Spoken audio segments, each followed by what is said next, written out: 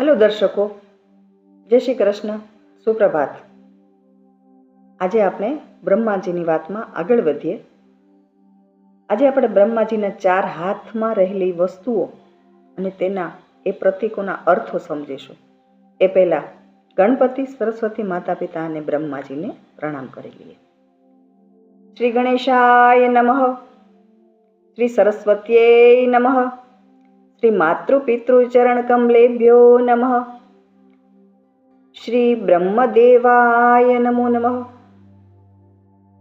ओम चतुर्मस्तकाय विद्महे हंसारूढ़ाय धीमहि तन्नो ब्रह्म प्रचोदयात्। पालक पिता ब्रह्माजी ने प्रणाम। दर्शकों, બ્રહ્માજીના હાથમાં, બ્રહ્માજીને ચાર હાથ છે। ચાર હાથમાં એક એક વસ્તુ છે। એક હાથમાં વેદો છે, વેદો, બીજા હાથમાં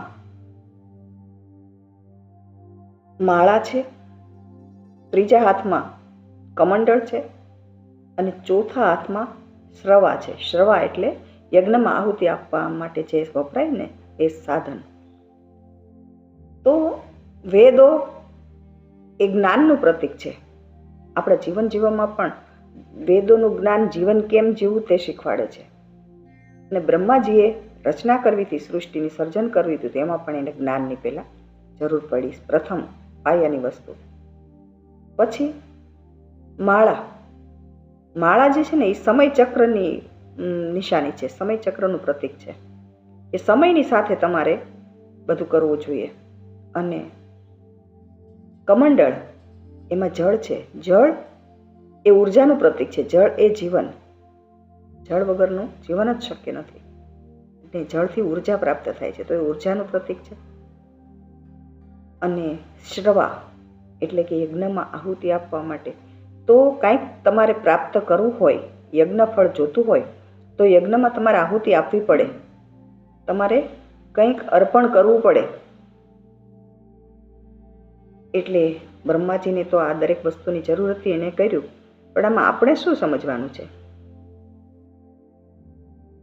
અને આપણે સમજીએ એ પહેલા પણ એક વાત કહી દઉં તમને, આ જે ચારેય વસ્તુ છે ને, ચાર હાથ, એનો એવો પણ અર્થ કરવામાં આવે છે આપણો કે મન, બુદ્ધિ અને ચિત્ત અને અહંકાર, આ ચાર વસ્તુનો એ પ્રતીક છે। હવે મન હોય તો જ માળવે જવાય, એ આપણે જાણીએ છીએ। મન બનાવી નાખીએ, ખાલી મન બનાવીએ તો મન ભટક્યા કરશે। અને માત્ર બુદ્ધિ જ કંઈ નક્કી કરશે તો એ લાગણી શૂન્ય થઈ જશે। અને એકલી શક્તિ હશે તો એ શક્તિ ક્યાં વપરાશે એનું નક્કી નહીં થાય। એટલે ચિત્ત એટલે આંતરિક શક્તિ, તમારા વિચારો, અને અહંકાર એટલે આત્મવિશ્વાસ। કોઈ પણ કાર્ય આપણે કરવું હોય, કોઈ પણ લક્ષ્ય સુધી પહોંચવું હોય, દાખલા તરીકે આપણે કંઈ આઈએએસની તૈયારી કરવી છે, તો પહેલાં આપણે એમ કેમ નહીં, મારે આઈએએસની તૈયારી, મારું મન છે, ખાલી મનથી શું થશે? એની સાથે આપણે બુદ્ધિ પણ આપણે એમાં ભેળવવી પડશે। એમાં બુદ્ધિ લગાવીશું કે આપણે આ કઈ રીતે કરવું છે। પછી સમય, માળા જે છે તો સમય, એમાં આપણે સમય નિશ્ચિત કરીશું કે આપણે બુદ્ધિથી વિચારીશું કે મેં જે મન બનાવ્યું છે એ કેટલા સમયમાં હું એ કરી શકીશ। એના માટે મારે કેટલો સમયની આહુતિ આપવી પડશે, કેટલી મહેનત કરવી પડશે, એ ગણતરી કરી અને આપણે જો એમાં પછી મંડી પડીએ। અહંકાર એટલે આત્મવિશ્વાસ, એવું સમજવાનું છે। અહંકાર એટલે દરેક વખતે નુકસાનકારી હોય એવું નથી હોતું। અહીં આત્મવિશ્વાસના સ્વરૂપમાં જ્યારે અહંકારને આપણે લઈએ છીએ ત્યારે આપણે લક્ષ્ય સુધી પહોંચી શકીએ છીએ। અને એટલે વેદ એટલે પહેલાં તો જ્ઞાન જરૂરી છે।